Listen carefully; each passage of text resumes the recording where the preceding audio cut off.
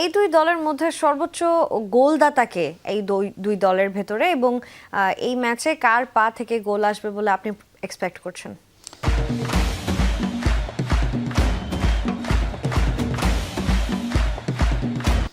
আসলে কে গোল করবে সেটা তো বলা মুশকিল। স্পেনের যদি আপনি গোলের ক্ষেত্রে ধরেন সেক্ষেত্রে ওয়াইয়ারজাবালের সম্ভাবনায় থাকে, এবং আর্জেন্টিনার গোল করুক বা গোল করান লিওনেল মেসিকে আপনার রাখতেই হবে।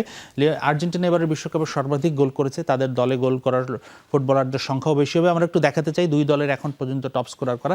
লিওনেল মেসির টপ স্কোরার অবশ্যই তাদের দলে, সেটা তো আমরা সবাই জানি, 8টি গোল করেছেন লিওনেল মেসি, এবং লাউতারো মার্টিনেজ এরপরে দ্বিতীয় সর্বোচ্চ 2টি গোল করেছেন। ম্যাকালিস্টার 1টি গোল করেছেন, হুলিয়ান আলভারেজও 1টি গোল করেছেন, এনজো ফার্নান্দেজ 2টি গোল করেছেন, এবং ক্রিশ্চিয়ান রোমেরো হেডার থেকে 1টি গোল করেছেন। তো এরাই মোটামুটি আর্জেন্টিনার টপ স্কোরার, এবং আমার কাছে মনে হয় আলভারেজ, এনজো এবং লাউতারো মার্টিনেজ এই তিনজনেরও গুরুত্বপূর্ণ ভূমিকা থাকবে মেসির পাশাপাশি গোলের যোগান দেওয়ার ক্ষেত্রে। এবার আমরা যদি একটু স্পেনের আসতে চাই, স্পেনে আসলে খুব বেশি গোলদাতা নেই, তারা খুব অনেক গোলও করেনি, তারা মিনিমাম 1 গোল করেই সচরাচর ছোট ছোট গোল করেই জিতে যান।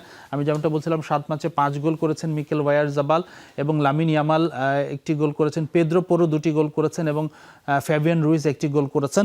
তো তারা আসলে ডিসিপ্লিনভাবেই খেলতে পছন্দ করে। আমার কাছে মনে হয় স্পেন যদি খুব বেশি হয়তো গোল করবে না, 1টি থেকে সর্বোচ্চ 2টি গোল করতে পারে। তো এরাই ছিল দুই দলের টপ স্কোরার। এবারের বিশ্বকাপে রেফারি নিয়ে যে পরিমাণ বিতর্ক হয়েছে, মনে হয় না গত আসরগুলোতে এমন বিতর্ক হয়েছে রেফারির ইস্যুতে। তবে ফাইনাল ম্যাচের রেফারি নিয়ে এবার তো অনেক বেশি আলোচনা হচ্ছে। এই কারণটা কি, এবং শুধু কি তাকে ঘিরে মাঠের বাইরের বিতর্ক, নাকি মাঠের ভেতরেও তার রেফারিং নিয়ে কোনো চিন্তার কারণ আছে? তাছাড়া এই হাই ভোল্টেজ ম্যাচের রেফারি যেন নিরপেক্ষ থাকে সেটারও কিন্তু আহ্বান করেছে স্পেন। হ্যাঁ, আসলে রেফারিং নিয়ে তো বিতর্ক হয়েছে, এবং এটা সবারই একটা কনসার্নের জায়গা, এবং আমি জানি না কথাটা কাকতালীয় কিনা, না সত্য নাকি মিথ্যা। এবং আর্জেন্টিনার খেলা আসলে এই বিষয়টা নিয়ে আরও বেশি আলোচনা হয়। এই রেফারির মাঠের বাইরের ড্রাগ নিয়ে একটা আলোচনা আছে, তবে আমি যতদূর জানি সেখানে তিনি নির্দোষ প্রমাণিত হয়েছিলেন। অভিযোগ উঠেছিল কিন্তু প্রমাণিত হয়নি। ভালো রেফারি আমি একটু দেখাতে চাই, তাই স্লোভানিয়ার রেফারি, প্রথম স্লোভানিয়ান হিসেবে তিনি বিশ্বকাপ ফাইনাল কভার করতে যাচ্ছেন। অবশ্যই আমি দেখেছিলাম সেই মুহূর্তটা, যখন ফিফা অ্যানাউন্স করেছিলেন তিনি খুব ইমোশনাল হয়ে গিয়েছিলেন।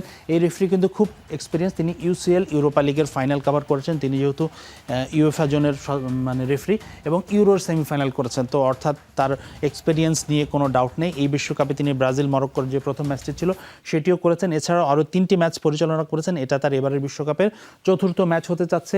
সবশেষ যে বিশ্বকাপ ছিল 22 বিশ্বকাপে কাতার এবং সৌদি আরবের ম্যাচেও তিনি কিন্তু কাভার করেছিলেন। এছাড়া এই রেফারি অ্যাডভান্টেজ প্লে দিতে পছন্দ করেন, এবং সেই সাথে কিন্তু তিনি শান্ত স্বভাবেরও, তিনি প্লেয়ারদের সাথে খুব বেশি বাকবিতণ্ডায় জড়ান না। তবে এই রেফারির একটা বৈশিষ্ট্য হচ্ছে তিনি বর্ণবাদের আচরণ কিন্তু মোটেও নিতে পারেন না। এবারের বিশ্বকাপে ইকুয়েডরের একজন ফুটবলারকে বর্ণবাদী আচরণের কারণে কিন্তু তিনি সরাসরি লাল কার্ড দিয়ে মাঠ ছাড়িয়ে দিয়েছিলেন। তো রেফারি সম্বন্ধে এটাই ছিল আমার কাছে সংক্ষিপ্ত একটা ব্রিফ আইডিয়া।